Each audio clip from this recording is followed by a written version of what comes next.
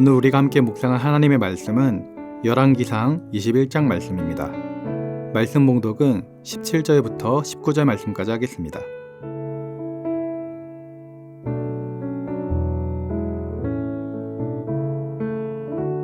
여호와의 말씀이 디셉 사람 엘리야에게 임하여 이르시되 너는 일어나 내려가서 사마리아에 있는 이스라엘의 아합 왕을 만나라. 그가 나봇의 포도원을 차지하러 그리로 내려갔나니 너는 그에게 말하여 이르기를 여호와의 말씀이 내가 죽이고 또 빼앗았느냐 하셨다 하고 또 그에게 이르기를 여호와의 말씀이 개들이 나봇의 피를 핥는 곳에서 개들이 내 피 곧 내 몸의 피도 핥으리라 하였다 하라. 아멘.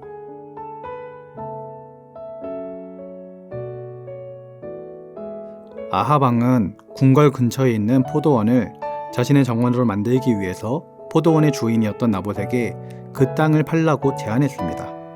하지만 나봇은 하나님께서 정하여 주신 땅을 팔 수 없다라고 거절했습니다. 그러자 아합 왕은 어린아이처럼 밥도 먹지 않고 침대에 드러누웠습니다. 그 모습을 보았던 이세벨은 나봇이 하나님과 임금을 저주하였다라는 거짓 증언을 건달들로 하여금 하게 하였습니다. 그 결과 나봇은 그 지역 백성들에게 오해를 받아 돌에 맞아 죽게 되었습니다. 오늘 본문의 말씀은 나봇이 죽었다는 소식을 들은 아합 왕이 나봇의 포도원을 차지하러 내려갈 때 엘리야에게 임한 하나님의 심판의 메시지입니다. 19절 말씀입니다. 너는 그에게 말하여 이르기를 여호와의 말씀이 내가 죽이고 또 빼앗았느냐 하셨다 하고 또 그에게 이르기를 여호와의 말씀이 개들이 나봇의 피를 핥는 곳에서 개들이 내 피 곧 내 몸의 피도 핥으리라 하였다 하라. 엘리야 선지자의 심판의 메시지를 들은 아합은 이렇게 말했습니다. 내 원수야. 내가 또 나를 찾아왔느냐? 아합은 하나님께서 보내신 엘리야 선지자를 향하여 내 원수야 라고 부릅니다.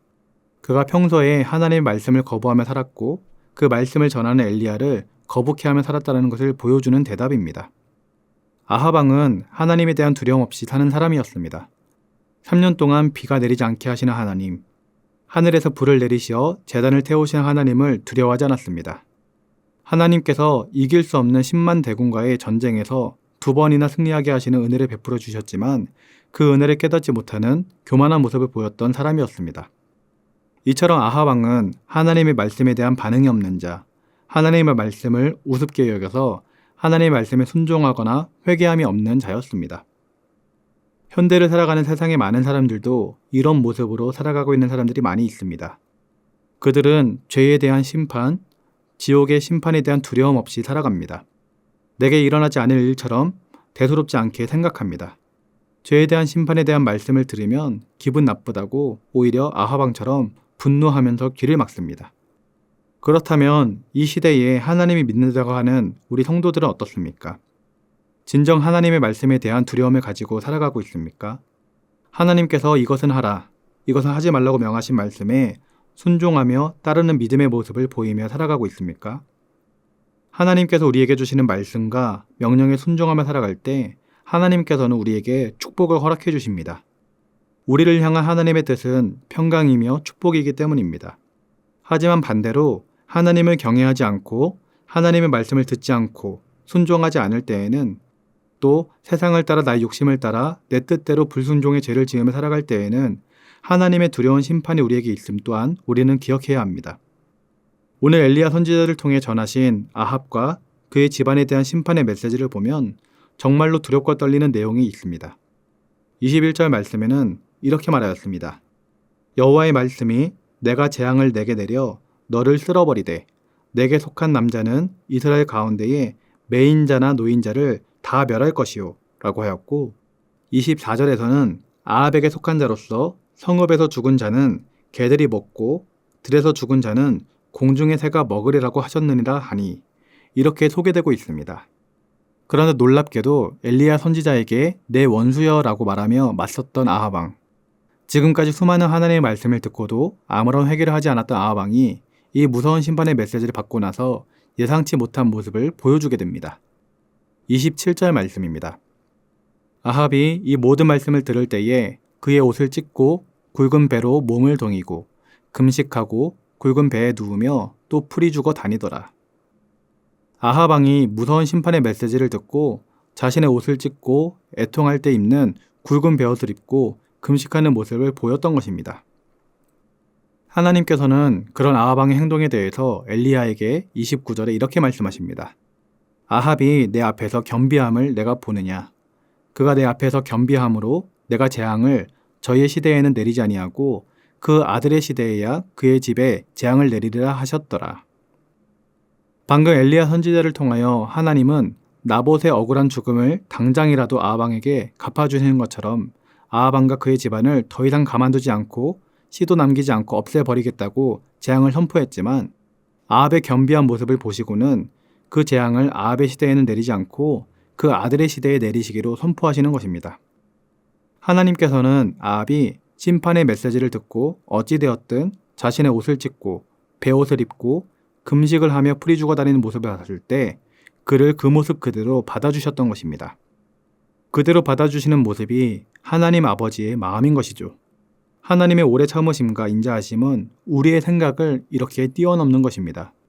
악독한 아합 왕일지라도 겸비한 모습을 보였을 때 하나님은 그것을 기뻐하시고 마음을 돌이켜 하나님께로 돌아오도록 기회를 주시는 그러한 사랑의 하나님이셨던 것입니다. 이러한 하나님의 자비는 어떻게 보면 조금 불공평하게 느껴질 수도 있습니다. 그러나 하나님께서는 죄인이 벌을 받아 멸망당하는 것을 원치 않으십니다. 오히려 악인이다 할지라도 하나님 앞에 나와 회개하고 구원받기를 원하시는 것입니다. 에스겔 18장 21절에서는 그러나 악인이 만일 그가 행한 모든 죄에서 돌이켜 떠나 내 모든 율례를 지키고 정의와 공의를 행하면 반드시 살고 죽지 아니할 것이라 라고 말하였고 31절과 32절에서는 너희는 너희가 범한 모든 죄악을 버리고 마음과 영을 새롭게 할지어다. 이스라엘 족속아 너희가 어찌하여 죽고자 하느냐. 주 여호와의 말씀이니라. 죽을 자가 죽는 것도 내가 기뻐하지 아니하노니 너희는 스스로 돌이키고 살지니라. 이렇게 말하였습니다. 이것이 바로 하나님 아버지의 마음인 것입니다. 이것은 아합에게만 보이시는 하나님의 마음이 아닌 저와 여러분에게 보이시는 하나님 아버지의 마음이기도 합니다. 사실 우리도 하나님 앞에 다 죄인이 아닙니까? 우리도 한꺼풀이만 들춰보면 차마 말하기도 힘든 더러운 죄가 있는 죄인들입니다. 아합을 생각하면 하나님의 자비가 불공평한 것처럼 느껴질 수 있지만 바로 그것이 나라고 생각해보면 이야기가 달라집니다. 아합이나 나나 우리 모두 다 하나님의 용서가 필요한 죄인이었던 것이죠.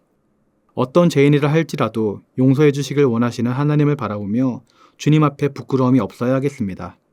우리의 죄된 모습을 용서해 주신 하나님께 무한한 감사를 드리며 정신을 차리고 깨어 있어야 하겠습니다. 남들의 잘못을 바라보는 것이 아니라 나 자신에게 있는 죄된 모습을 발견하며 주님 앞에 나날마다 회개하며 겸비한 모습을 갖춰야 할 줄 믿습니다. 사랑하는 성도님들이 이 은혜 가운데 늘 깨어서 하나님의 자녀답게 살아갈 수 있기를 주님의 이름으로 기도드립니다. 기도하겠습니다. 사랑의 하나님 아버지, 오늘 아합 왕이 주님 앞에 겸비한 모습을 보였을 때 하나님께서는 그의 회개의 모습을 받아주시고 그의 시대에는 재앙을 내리지 않겠다라고 약속하셨습니다. 이를 통해 하나님 아버지의 마음이 어떤 마음인지를 깨닫게 됩니다. 아합 왕을 용서해 주신 것처럼 하나님께서는 우리의 죄를 용서해 주셨고 지금도 죄인들이 돌이키기를 원하시는 사랑의 하나님인 것을 다시 한번 깨닫게 됩니다. 하나님의 사랑에 날마다 감사할 수 있는 우리가 되게 하여 주시고 하나님의 사랑에 반하는 죄를 짓지 않게 하시고 지은 죄가 있다라면 주님 앞에 나와 회개하며 돌이킬 수 있도록 우리에게 은혜를 더하여 주시옵소서. 감사를 드리며 예수님의 이름으로 기도드립니다. 아멘. 하늘에 계신 우리 아버지, 아버지의 이름을 거룩하게 하시며 아버지의 나라가 오게 하시며 아버지의 뜻이 하늘에서와 같이 땅에서도 이루어지게 하소서. 오늘 우리에게 일용할 양식을 주시고 우리가 우리에게 잘못한 사람을 용서하여 준 것 같이 우리 죄를 용서하여 주시고 우리를 시험에 빠지지 않게 하시고 악에서 구하소서. 나라와 권능과 영광이 영원히 아버지의 것입니다. 아멘.